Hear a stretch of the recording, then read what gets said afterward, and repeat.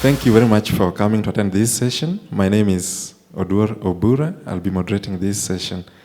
And I'd wish to introduce my co-panelists, but I'll do it through a question and ask them how they would want to be known to a new audience in the so-called Anglophone Africa. How do you want to be known?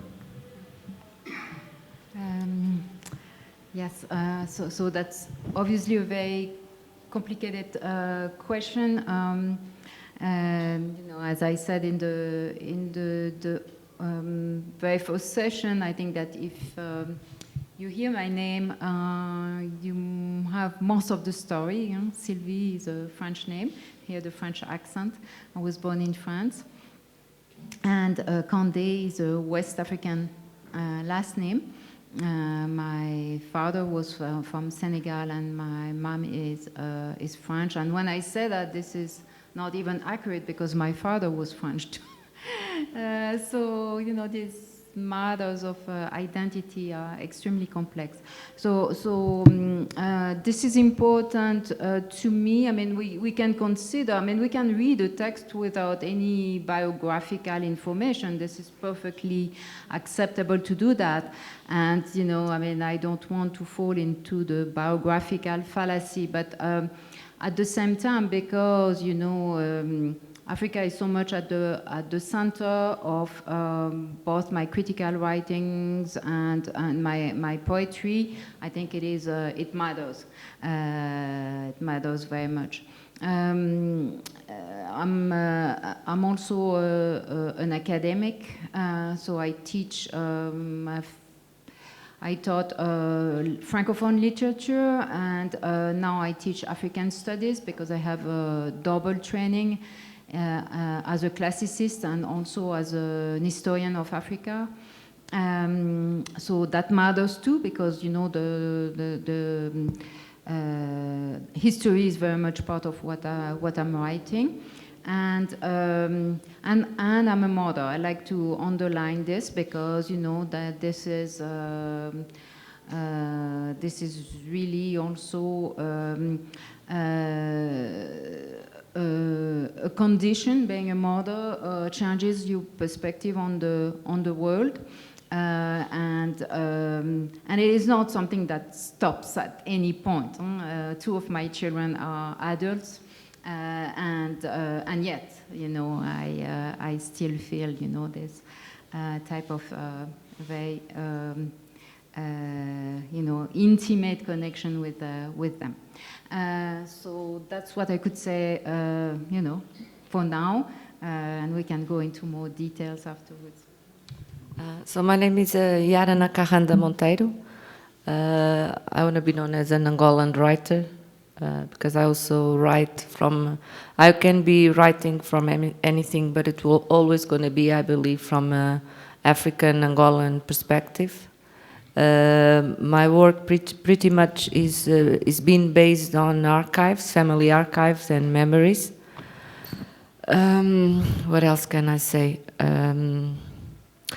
Why the Nakahanda? Nakahanda was the name of my grandmother, and this is in some sort of way an homage that I do to her Angolan name, that due to the colonization, the Portuguese colonization, she was not able to use it. So what happened in Angola is that native languages, they were not allowed to be speaked, and native names were not allowed to be used. So she was renamed as Beatriz, and I discovered this very late in life. Yeah, that's an interesting observation you're making about names, and I want to tie it to what you are also saying about matters of identity being extremely complex. And I want to tie this with the question of language, because I think it comes out given the diasporic experiences, the colonial experiences in Angola and so forth. So languages can, build, they can affirm, they can destroy. So in your fiction, what has been your experiences with language now that you're coming from Lusophone Lusophone and Francophone, and we are in an Anglophone space, and which is a new audience to most of us, I believe. So what's your experiences with the language? So yeah, all those categories are extremely tricky. Number of individuals who had the same background as myself, you know, being born in France and having African origins, do not accept the qualifier francophone. They consider themselves as French writers. Others, like me, I mean, I accept it. It doesn't matter much. I write in French, and this is my native language. I master it. I love it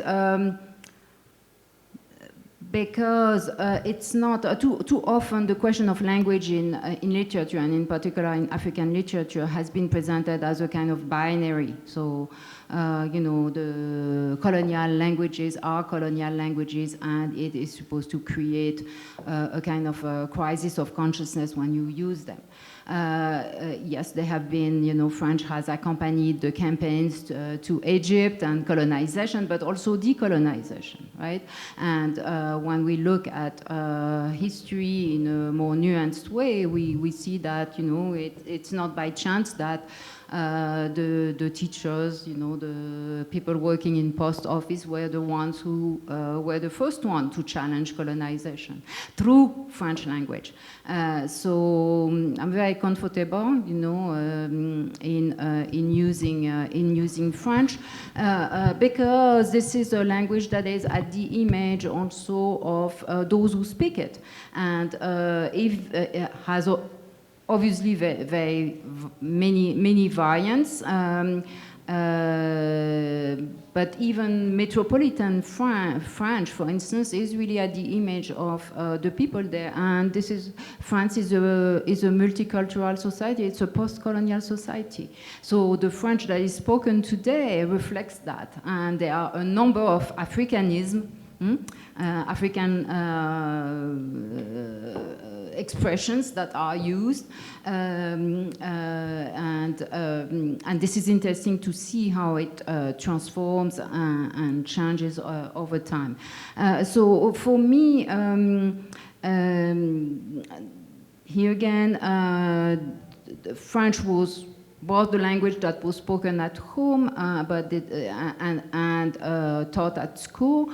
Yet this is a French that was spoken.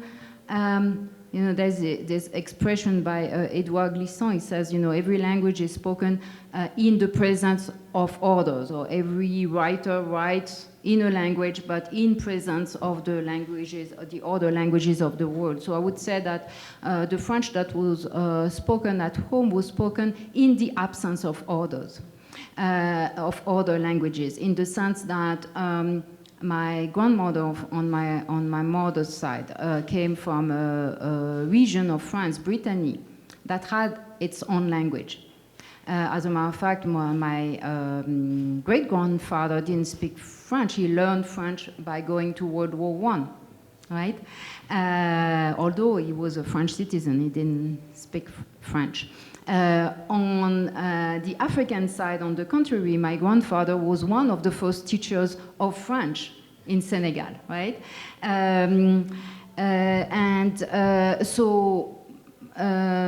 Because of the experience of school for both of them, both my grandmother and my father, other languages were suppressed. They both had the experience. I'm sorry, I'm a little long on that. No problems. They both had the same experience. They realized that when they went to school, there was the same system that was called the symbol, and that consisted in giving to a child who spoke his or her native language a piece of wood, And the last one, at the end of the day, would be either humiliated or beaten.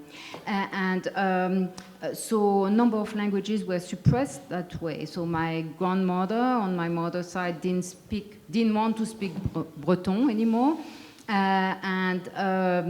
My father didn't teach us Wolof, very complicated also, because Wolof was not, to begin with, his native language. He was born in the southern part of Senegal that was first colonized by the Portuguese, so his native language was a Portuguese Creole. So an African language that had a European language inside, in its core. And that was complicated, that he teaches us a language that my mother would not have understood. So that didn't happen. I attempted to learn Wolof on several occasions. So the French that I'm using in my poetry is nourished by all that. Everything that I've heard, both what was carried into the French from other places, what was also suppressed. Yeah, so I believe we can say that the first language we speak, it's the language that we've been taught, and that's why it's called what is your motherhood language? Because mother tongue, because normally there's a lineage of normally it's the mothers that first teach the language to the child. So I learned the first language I learned was, of course, Portuguese, and what I see is that from all the atrocities that the colonialism left in Angola, I see leaving the Portuguese language as a good thing, because I see it as one more language that I learn.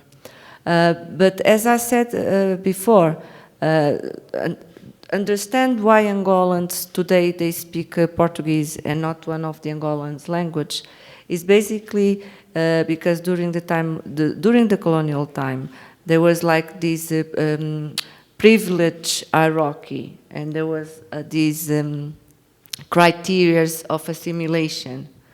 Yeah, so. And one of the criteria is that a person should not talk any of the Angolan languages. So my first interaction with Ubuntu, and also in Angola there are several languages. The region that my family comes from, it's Ubuntu. The first interaction I had, it was at my grandparents' house, and they would talk in Ubuntu when they didn't want us to understand. So when I wrote my first novel, of course they think that I couldn't speak what it should be my first mother tongue disturbed me. So I really made an initial effort to learn Ubuntu, and I study a little bit, and I made an effort, a conscious effort as well, for in my book to have words, proverbs from Ubuntu and Kimbundu. And it's something that it's always present in my writing. Some of the words of Kimbundu and Ubuntu, they are the two main languages, Angolan languages. Some of the words they got also into Portuguese, like bué, means a lot, and it's part of the title of my novel. So I see also this language preservation as a way to, in fact, almost to reinforce my Angolan identity, and really maybe to make a point when I write in Portuguese that you have to swallow some of the language that you oppressed. I mean, I think it's interesting how you assert, agency using language using Ubuntu in your fiction. And I'm just wondering because for right now, if I look at Europe, for example, the Francophone, there's a lot of swing towards, right and populist and nationalist kind of thing. So how is your fiction received in the larger Francophone zone outside Africa, for example, with this right-wing, kind of politics that is now dominating Europe? And I believe that your texts also are not only within Africa, but they're also read in those.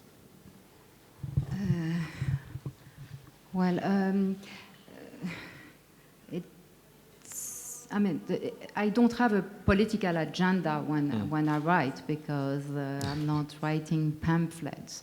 But of course, I come to the topic with who I am and what I think.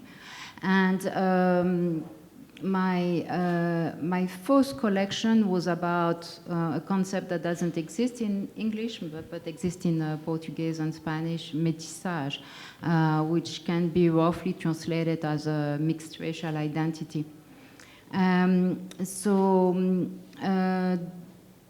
The reason why I wrote that collection is that I had been hurt by words, and I wanted to heal by words. And the reason why I was hurt is that I was born at the time of decolonization, when the French colonial empire collapsed.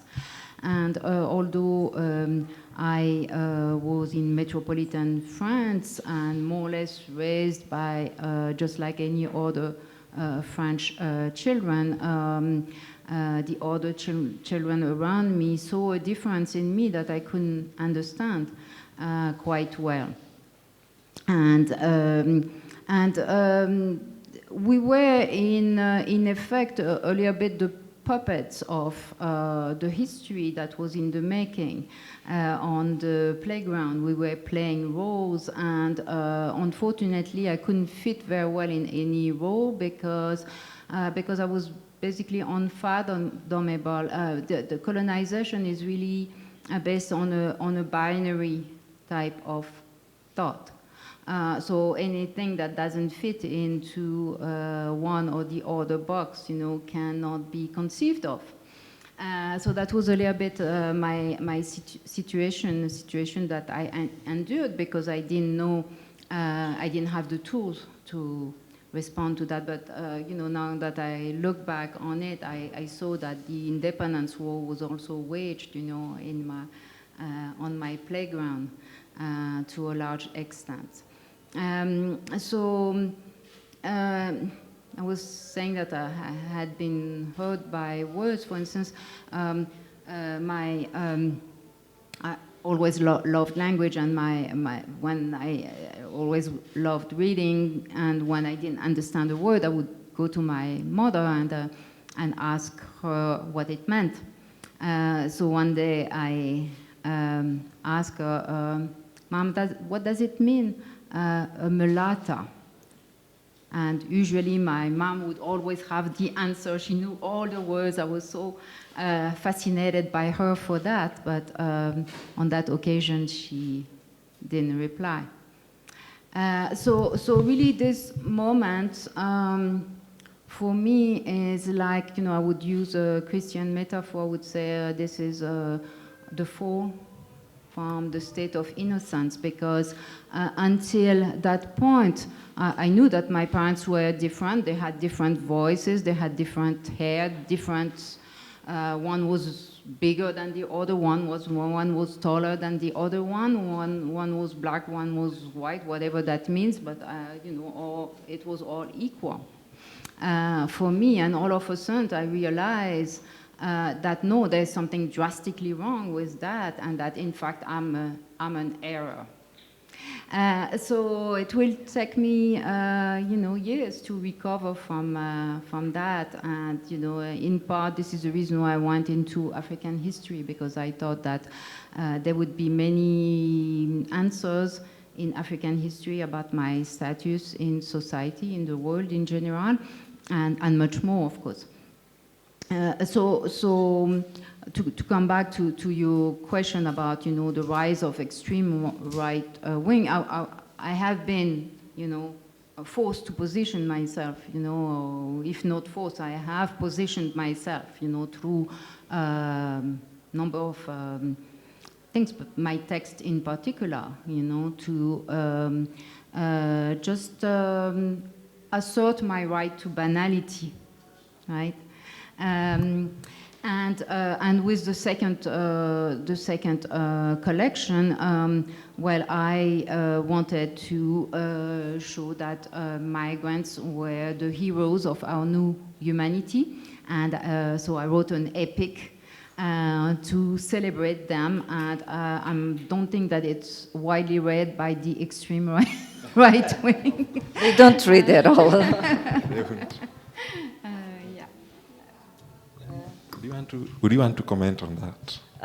So on my reading, of course, the book was first published in Portugal, and in Portugal there's still this belief that Portugal was a good colonizer, yeah. So the bad ones were the German and the English and the Spanish. So there's still some how do you say, some negation? It's not negation. Negation of the atrocities, denial. So I'm a little bit tired. Sorry. There's quite a lot of denial about the atrocities of colonization. So what was imposed to Angolan people, Cape Verdean and Mozambican and so on. So when my book came out, of course there was there's always some bad comments in the sense, I don't understand why these people come to our land, they should go back to Africa, they even ungrateful. So I had quite a lot of, not a few comments on this type of people we're talking about. But nevertheless, in Brazil, it was super well received because it was also, Brazil was also colonized by Portugal. There's quite a heavy story on transatlantic enslaved people. German also, I found a lot of sympathy towards the story, but I think because again, Germany it's in a stage already of reparations. Yeah, I think Portugal is still on denial. Yeah, but it depends really on which perception each reader has of the official story. Interesting. And I want to slightly move away from that into something else. While I was preparing for this panel, I was going through some of the courses being taught in Kenya from Lusophone fiction and Francophone. And I realized that predominantly most of the books being taught in, for example, Sembene, the first generation Francophone writers. And again, we mostly read poetry, the liberation poetry, Agostino Neto. Yeah, but that's difficult. Yeah. That they were like the first wave of writers. Yeah, it was the liberation writer. Yeah, for some interesting reason, it seems like I cannot speak for the rest, but some of the universities I have seen around, like we are still at that level of engagement with other sections of African fiction writers. And I think that ties up to the question of what is considered canon, for example, what is considered Lusophone fiction. So, in your view, what's happening, especially to an audience that is relatively new to the current scene in Lusophone literature and also in Francophone, some texts probably that have not even been translated? Okay, I think this is like if you look to, I can talk more about Angolan literature, but if you can see this as a long road, yes, it was started by the liberation poets and writers, yeah. So there's quite a lot of, you can find a lot of books about the dream or the utopia of independence, how it would be important. Then you have another part that you could split, that would be after independence writers, and then what you can say, what it is trendy now. It's people from my generation that are at the diaspora and miss their connection or try to reconnect with the continent and with Angola, and they exactly shows and talks more honestly or without fear about exactly these traumas of the war and the heritage of the colonialism. In country, you still have also a lot of writers.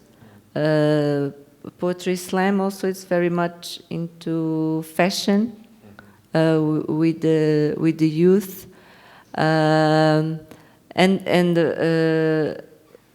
I think the common themes that you can find is really about these tentatives to reflect about who am I, considering the country's history, considering the colonization, considering that we had the independence, but after the independence we had almost 4 decades of civil war, and what type of country we're trying to build. So it's quite, we need also to understand, at least for Angola, it's quite a new country. Peace only came really 2002, yeah.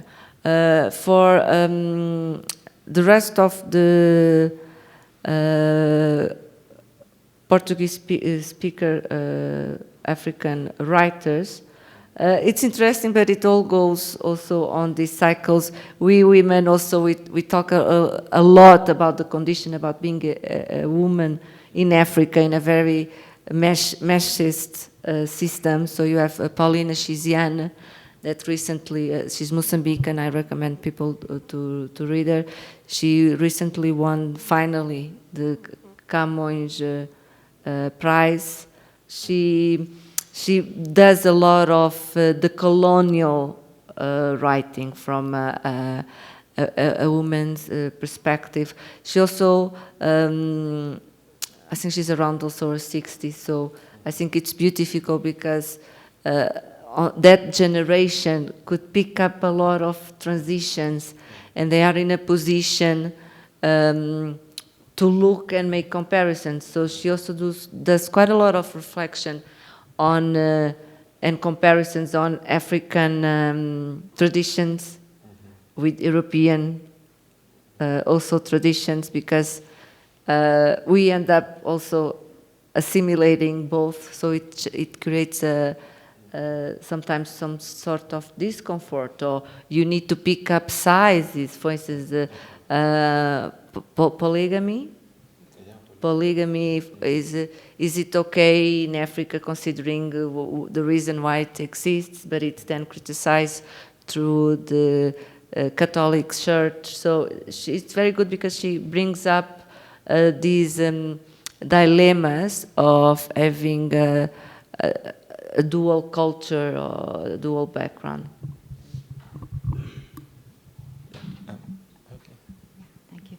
So I think I would be presumptuous to do a kind of overview of what's happening in the Francophone world, even in limiting myself to Africa, because it is a huge ensemble that is not necessarily unified.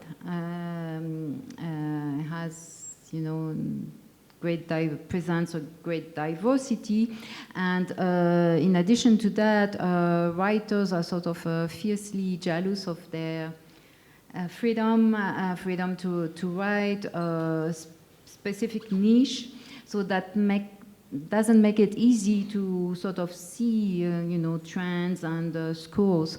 But what I could do is just like Yara did it, although she gave some contextual information that were fascinating. Just a few examples of that diversity and maybe what's behind that. So, for instance, a woman writer who was also a politician, Deve Gorodei, just passed away. She was from New Caledonia, and she fought for the Kanak independence throughout her life. She's a quite prolific writer, and she was also an activist for women's rights. She's not known as she should have. It is clear. Another important figure of Francophone literature today is Jahili Amadou Amal, who wrote The Impatience. So this is a three-partite novel that shows, the exploitation visited on too many women in West Africa today. So she has had great success. She received the Prix Goncourt des lycéens, so high schoolers chose her book as the one that was to be awarded, so it's particularly significant. And of course, there is Mohamed Mbougar Sarr from Senegal, who received Prix Goncourt in 2021. And here again, it is very difficult to sort of define what his book, La plus secrète mémoire des hommes, I mean, it's difficult to put it into categories, but I think what is quite interesting, and one very interesting aspect about it is the structure of the book. This is done through frame tales, a little bit like the Mahabharata, so an epic with stories within stories within stories. So this, to me, it is important. We haven't talked much about form yet, but this is important because it shows that this is not just the content that transforms and changes over time among writers, African writers or writers in general, but this is a whole thought about form itself and what is the best form to talk about a particular topic. Right. So in addition to that, I would say that what is important is there are instruments to support literature, because literature exists only thanks to you, reader. If a book is not read, it doesn't have any life. So when it is picked up by readers, it acquires another life. And readers include also literary critics. For instance, there is an excellent site called Fabula that not only advertise for colloquium, conferences, new publications, but also is in the process of establishing a kind of a glossary of literary terms, and that's going to be a collective effort done by young and confirmed scholars around notions that are important to understand and analyze literary text. So this type of support is extremely important. Because once again, literary criticism is vital, just like book reviews in journals, newspapers, everywhere are crucial to bring the book to places where it was not known. Conference and colloquium and festivals such as this one as well. All right. Okay. Thank you for that. I think I want to give the chance to the audience to participate, but before we do that, allow me just to ask something about migration, because I realize that you move a lot between Angola, Portugal, Senegal, New York, France. So, what's the influence of this migration, in your writing? Well, I would say that my personal migrations were not problematic, so there's no story to tell about that, really. The migration that is undertaken by other people can be tragic, and this is rather what I wanted to talk about as a poet. So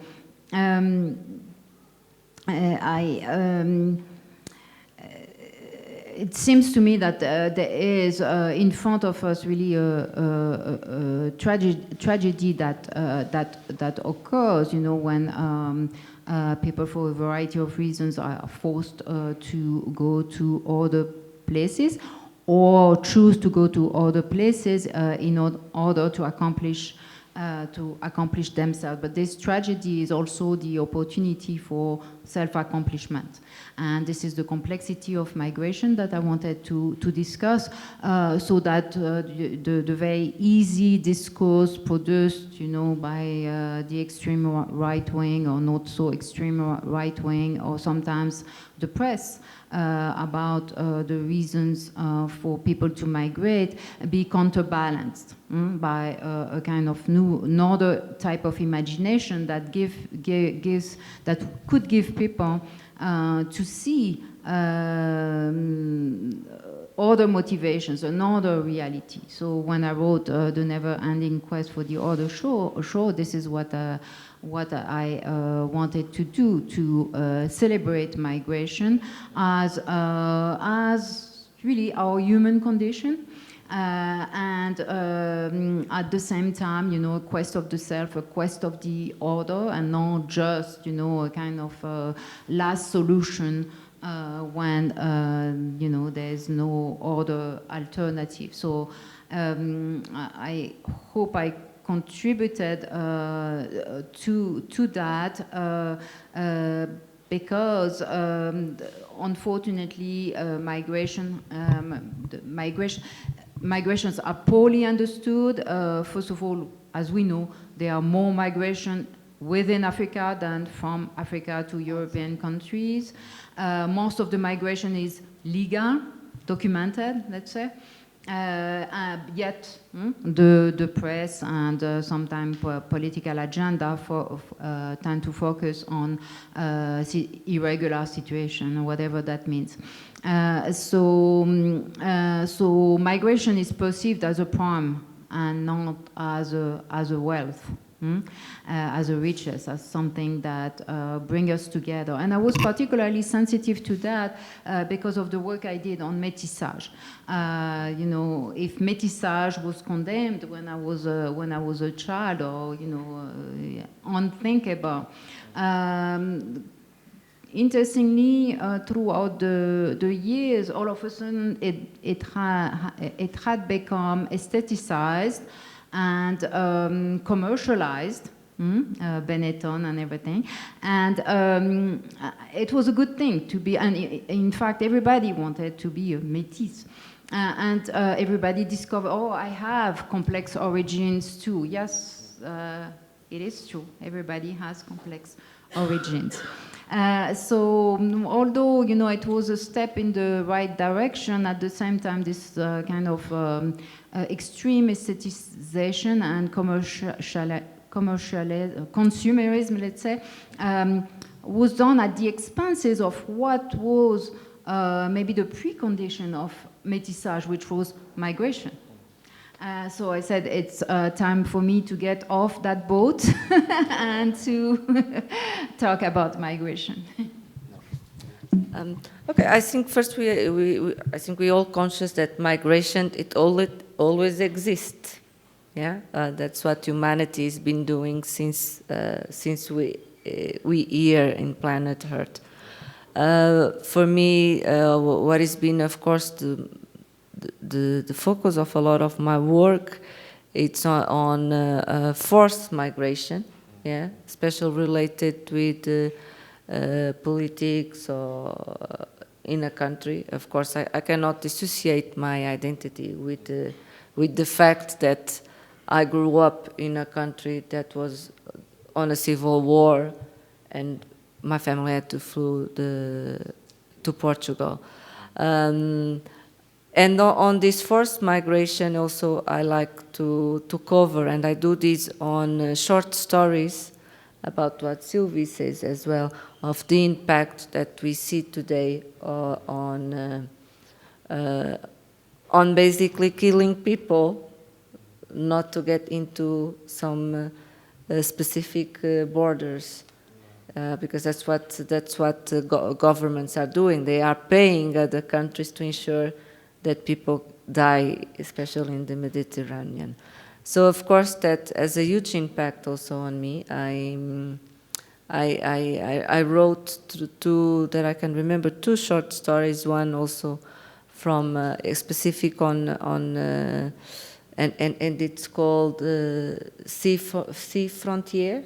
So the sea as a border, the sea, because that's what we have today. It's not only land as borders, but today the sea as a border.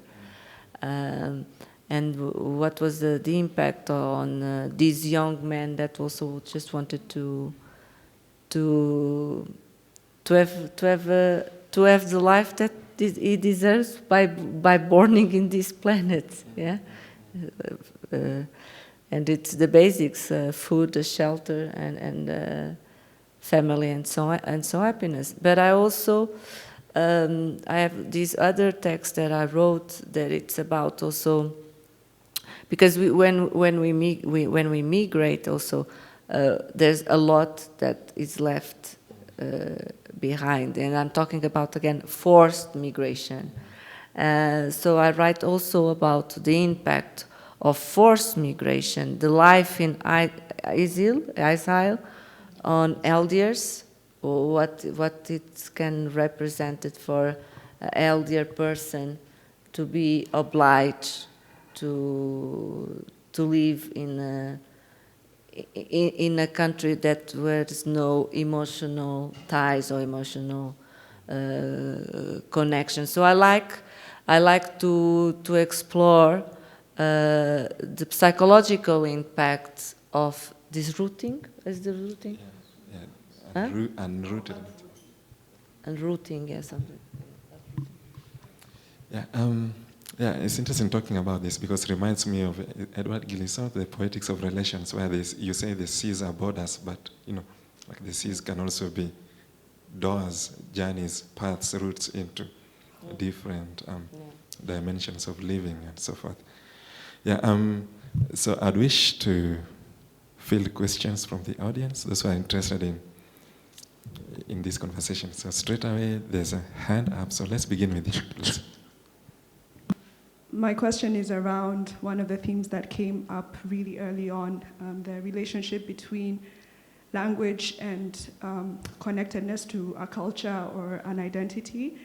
And you both you had some shared ideas around that, but also some differences. So I wanted to know, for you, it's been difficult. The languages that you need to learn are not ones that you have easy access to. So if the language is not accessible to you, what has made you feel connected to all those complex identities that you do have proximity to because this is your family, etc.?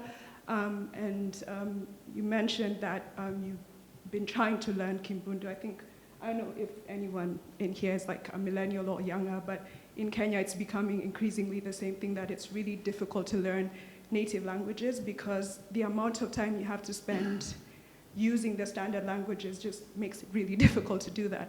So what has created opportunities for you to learn what you've been able to learn and even incorporate it into your work? Because I think you need kind of like a deep understanding, even if it's of a word or a phrase, before you put it into your work and it speaks to other people. So first, it's already a blessing that I speak Portuguese because I'm useless with languages. I'm a little bit dyslexic, in fact. But what I did, okay, first it's good that some of these, some of the Kimbundu and Umbundu dictionaries, they also flew to Portugal with us. So I had in Angola, the Protestants, they did a lot of work on preserving Angolan languages. So, for instance, I also have because I took it. This is mine. I have like the Bible in Ubuntu. So I have literature or books on that. Second, what I did, I also went online and I looked for a professor, someone that would live in Angola and could at some point teach me Ubuntu. But of course, if you don't speak a language, it's just a dream. Yeah? If you don't speak the language on your day-to-day. But it's good because it keeps you in contact also with a different way of thinking. Yeah, it opened some new doors. So I don't speak Ubuntu, but I know to say some words like Nadampandula means obrigada. So, and then I made, of course, because it's a conscious effort. It's not that I'm writing and a word in Ubuntu and Kimbundu automatically appears. No, normally I have to do the opposite way. Oh, I like this word. I want to get this word into the text. So I almost create a book to have a word. No, I'm joking. But it's hard work. But I think it's something that gives me pleasure, and I feel proud of doing that, because one of the things also, so you have to be conscious. Portuguese books, Portuguese literature, if they have a quote or a word in English or in French, they don't get translated. Yeah, so I also say, okay, I'm going to put words in Ubuntu and in Kimbundu, and no translation. Yeah, people, because in fact there's quite a lot of information in the internet, I have to say, and for Angolan language, Brazilians also, they're doing a great job. It seems to me that when you were referring to culture, you were referring to Africa, right? Because I have a direct access to French, so it was not, a direct access to French culture, because I was raised and I educated in that society. So the languages I had less access to were, African languages, and I had, to attempt to learn, some of them in relationship to what I was writing. So if this is Africa you are referring to, culture is not something that is in one particular location. Culture is something that people carry with them. So, because my father was at home, well, I mean, if I see, his friends coming and saying, oh, you have a nice camera, I want it, and my father say, yes, that says something about culture, that says people are wealth, not objects, right? If my father tell me you eat only inside the family, I may say, why? I may say, don't ask questions. That teaches me something, right? So all that is culture, not just language. And because, I was interested in, and there's also the phenomenon of, when you speak another language, you sort of carry some of the remnants of another. Every language sort of carries the remnant of another one, and you can perceive things. And also because I was interested in learning, I picked up expressions and words can say a lot about a culture. For instance, very interesting thing in Senegal, probably in the whole region, when people express future, they add very often Boussobe Yale in Wolof, Inshallah, S'il plaît à Dieu in French.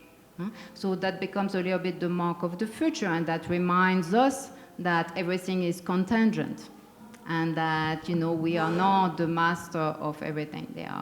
There's always a part of chance in things. So, you know, if this is not just learning a language, because you can learn a language mechanically, and yes, you will know how to speak, but, you know, this is really trying to get at the heart of the language. And I cannot claim that I did that, because I don't know any African language well enough to do that, but I sort of picked up on some of the culture that way.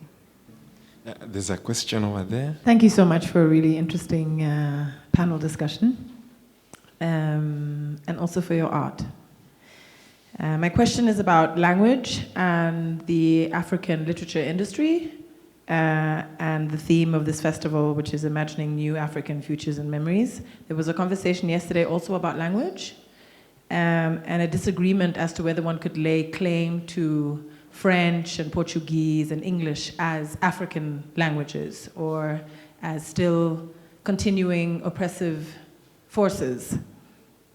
And so I'm wondering about how writing in specific languages impacts the opportunity for African writers, and maybe also is in part and parcel part of the force to maintain the interest and the focus of African writers to captivate audiences in Europe and America.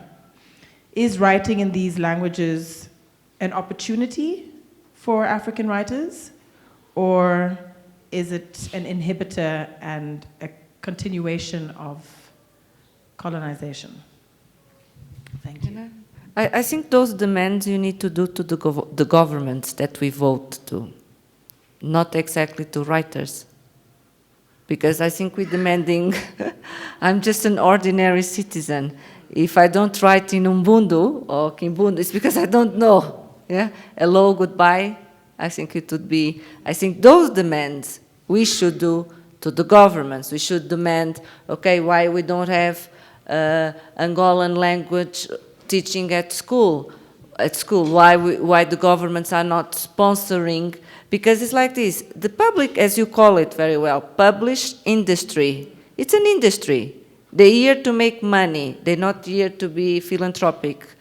How many people, we just here discussing that it seems that very little people really first read, have access, economic access to books. And then from those with economic access to books, who are the ones that can read in the African language?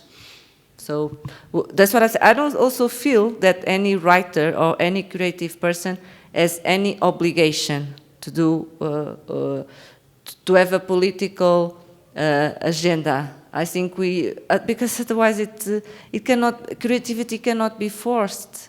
It's a space, I think it's the only space, or one of the last spaces that we can still be free.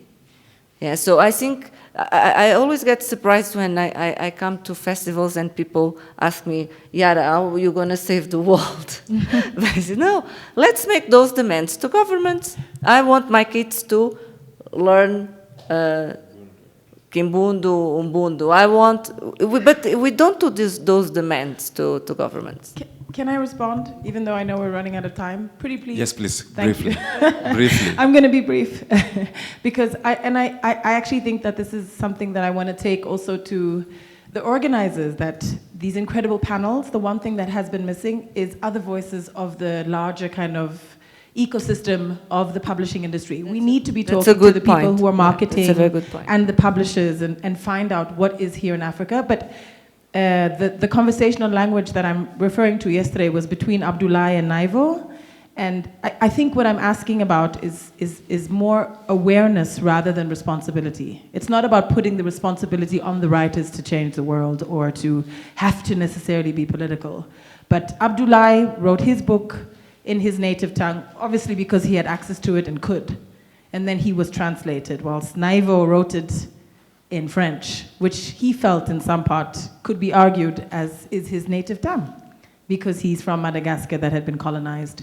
But he was cognizant still of then how this perpetuates certain hierarchies, because then the ones that write in the Madagascar native tongue don't have the same access to this industry. There's not a same sell. interest. That's what I'm saying. It doesn't sell. Right. As soon as you put, this is sometimes what people don't grasp.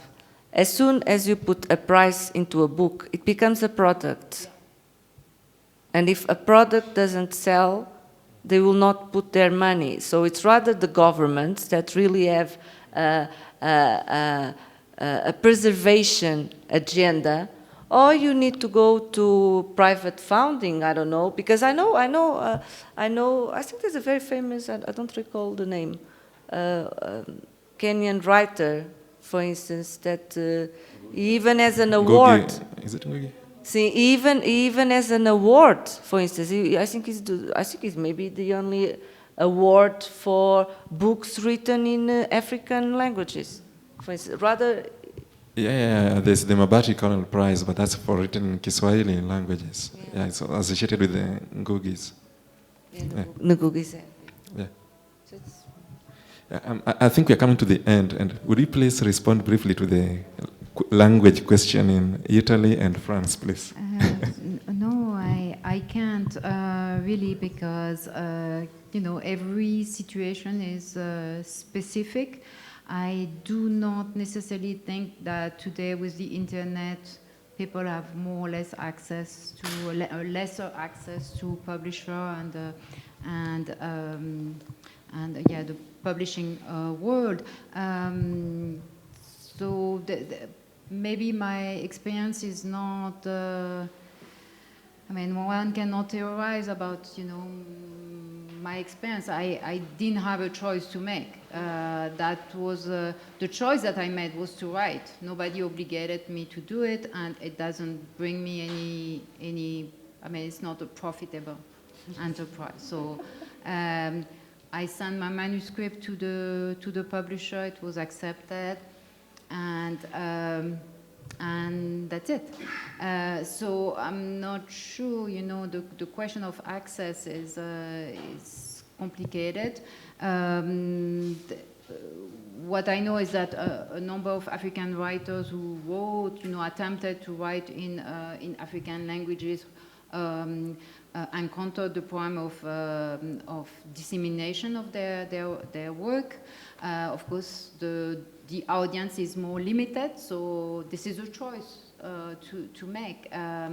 Many of them, try to find a middle of the road type of situation. But in my case, I will continue writing in French. I'm very grateful that the book was picked up and translated into other European languages because that gives it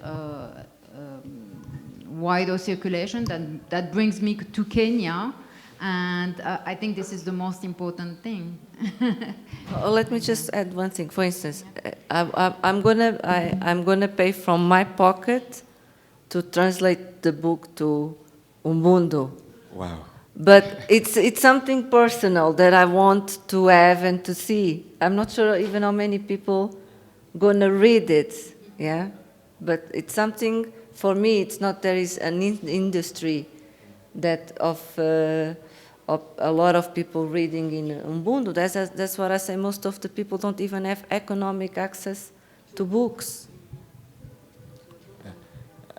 I'll be keeping tabs on that to see how it goes when you translate your book to Ubuntu. So thank you. As we wind up, do you have any last words, please? Just something brief. Is Ubuntu Bantu? Is it a Bantu language? Yes, it's a Bantu language.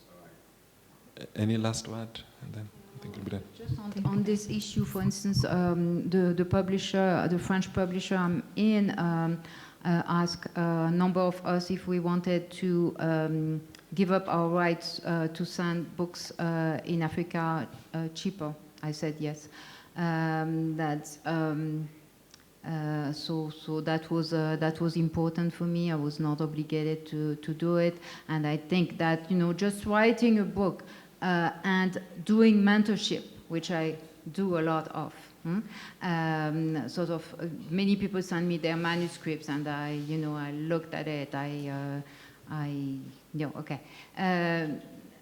think this in itself is a promotion of African literature. Thank you. Thank you.